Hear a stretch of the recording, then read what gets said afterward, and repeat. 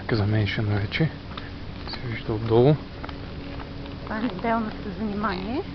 Посещение на културни паметници. В Лонг Пише Айланд. меншен. Марин музеум. Меншен. Айде, ходим към меншена. Една загубила се туристка. Нищо няма. Това тук е било на някакъв... Той испанец ли е бил това, не го знам. Да, той е всъщност той е основател на този университет, който ще работи. Ще работиш. Това е било Това е негово. къщата. Това е било къщата, да. И основа университета. Цялото име не е било негово. Това къщичка е. Къщичката е върха. Тук с Никола гледахме Шекспир. Пиеса на Шекспир. Имаме снимки на другия апарат. Да, ма не са хубави. Нищо могат да се видят, като са малки. Как се види? Ти изчистили? Не, ще ви покажа. Минаваме по мостчето. Пътя отдолу. Меншена има си камбанария, правят камбанарията. Това е като църква отгоре. Той в неговата такова си имало и църква. Трябва да погледнеш от това време. Път. Минава път. Ние хората къде поддържат това. Това кога е строено? Кога беше 1100 и някоя година? 1900. Това го ремонтира. Това е камбанарията и си има собствен параклис църква. А тук всъщност сега в момента има мумия. Ще влезем вътре и ще видиш. Да, има муми. Муми. Ето това.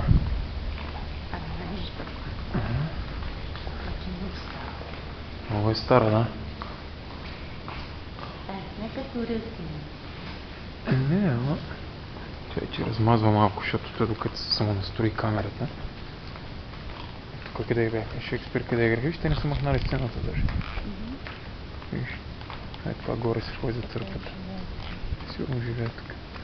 Тук горе се ходи. Е, това е. Има камбанария. Чакай да видим. Часовник. Дали ще мога го снимам така, да. Много е готино.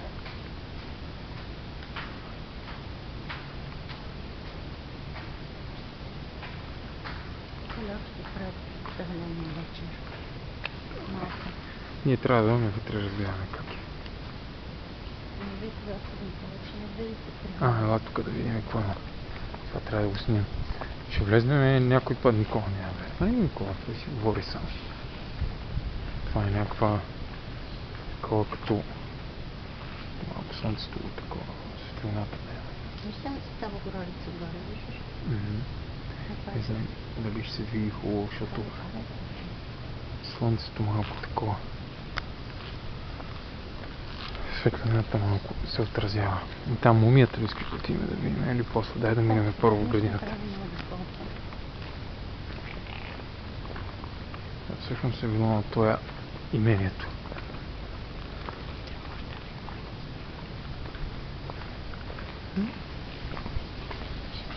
Ай, сега да видим тук къде бяхме на раззарядна. Човека къде си пил ракията. Да, къде си пил човека ракията. Ще се го стана въпрос.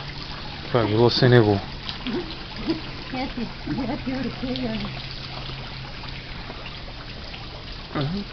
Това му лимон ли е? Не знам, аз има цветеца в много. Това е китайска роза. Снимам всичко.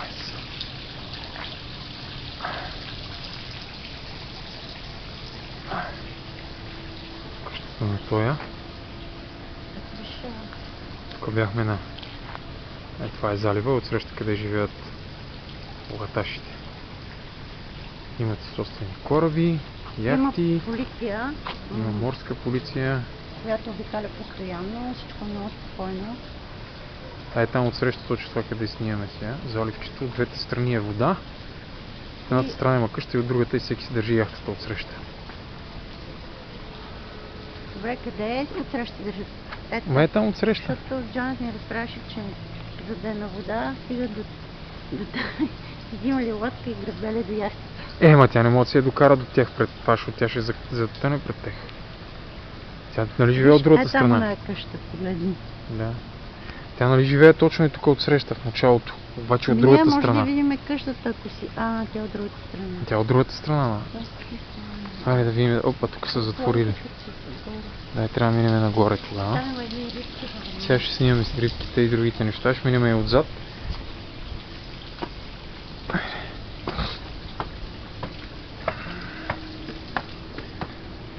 Ето. Продължаваме с...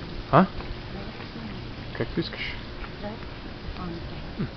Сега чай, виж, тук има статуйки. Къща е много стара. Да, много Обаче виж, че е така зидана. Сега ще снимам. Ще да снимаме. Тук има такива китайски или бяха японски шарани. Тия бели, червени някакви. Ако искаш да ни... Виж, на едното такова му се очупила ръката на статуя. Виж. Я да видим вътре какво е. Не мога да снимам вътре масите. Сега ще видим. Надявам се. Може да влезем, ама не знам дали вътре ще ни разрешат да снимаме. Ще трябва да ходим надолу. Да видим шараните дали са тука. Бяха тука, водата ми е малко мръсна. Има и лилии, виж, има червена лилия. Има жълта е там. Червена и лилава. Виж, има и лилава. Обаче не виждам шараньоците.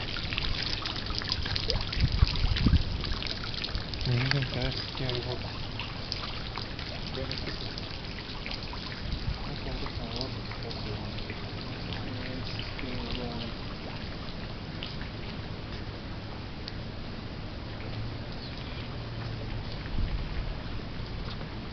Ходи кораби тук е пълно сяхти. Затова тук живеят тези баровци. Там е други остров, там са им къщите. Ще е удобно. Всички умеи къщи, нали? Много къщи по-големи на 5 етажа на отсреща. Това е право набора. Много да видим тук отзад.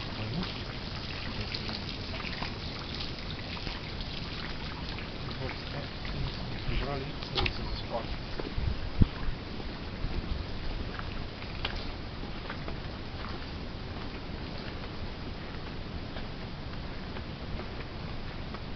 Тук е страшно красива растителност. Много зеленина. Задолу си да сигурно. Ние не можахме да падахме на нищо. Много пъти, къде си да сигурно долу на залива. Ако искаш да понабереме малко за чай през зимата.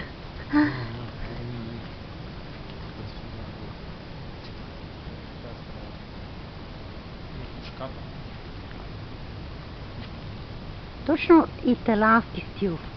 Сигурно било кладенето се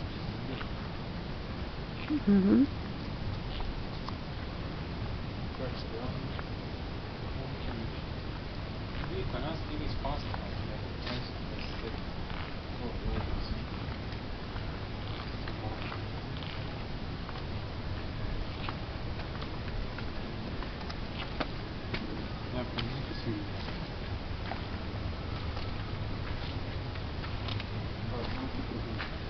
Това е другата градина от задната страна.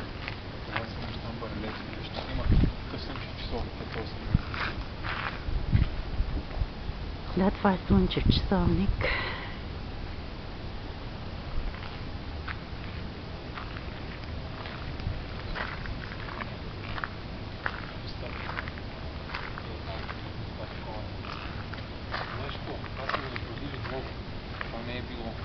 Откъде знаеш? Това е било така отворено си. Виждаш, после че сега правим. Защото виж как са отрезали статуи. Не, те може да се я обновили, защото... Ще има и каманария и тук. Ще ходят всички фенери. Сега се трябва сигурно да спра да снимам, а?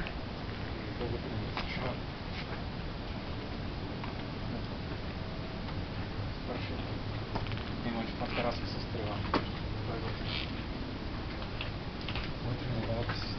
Добре, спирам тук.